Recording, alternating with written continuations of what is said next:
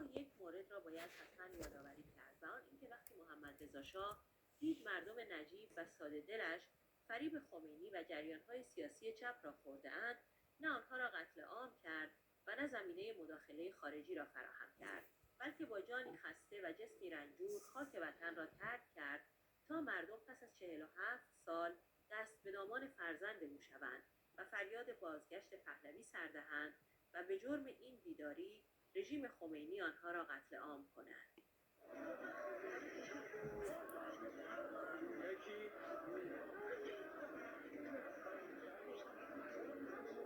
از جنس انسانیت معلول ولی اومده اعتراض.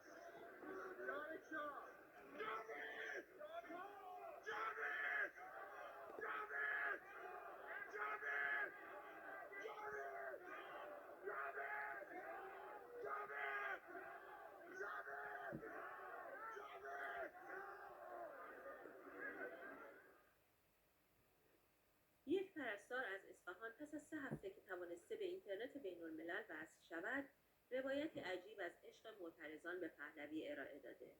او گفته من توی معروف‌ترین بیمارستان چشم پزشکی دولتی اصفهان کار میکنم.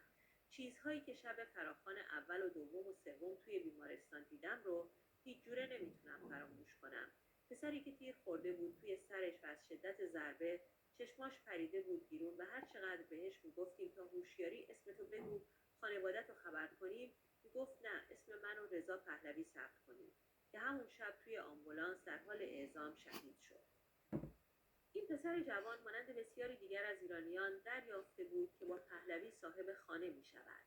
صاحب خانه‌ای به نام ایران و اقبال مردم به پهلوی و بیداری آنها از این جهت است که این مسئله را درک کرده‌اند. سرانجام خب تفاوت اینکه یه ماشین اجاره بکنید تا اینکه یه ماشین داشته باشید یعنی مالکش باشید چیه؟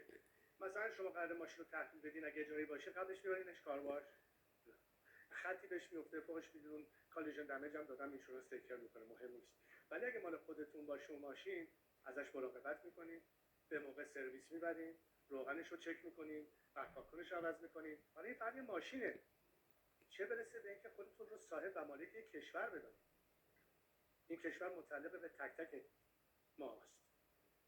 بعدم نیام بگین که خب من چون مثلا ترک هستم چرخ جلوی ماشینم به چرخ عقبی کار ندارم، یا اگه من مال بلوچستانم صندلیشو کار دارم کاری به رولش ندارم. مقصودم چیه؟ کل کشور متعلق به کل ایرانیان است. هر کاری میکنیم برای همه مردم ایران هست. با شناسنامه ایرانی، حالا از هر تیره، باور، قوم، هر مذهبی که داشته باشن یا نداشته باشن، به عنوان یک انسان که حداقل حقوق تضمین شده در اعلامیه جهانی حقوق بشر که امیدوارم پایه و رکن قانون اساسی آینده کشور باشه، با این ضمانت عدالت و برابری کامل هستش که این آینده رو میتونیم بسازیم.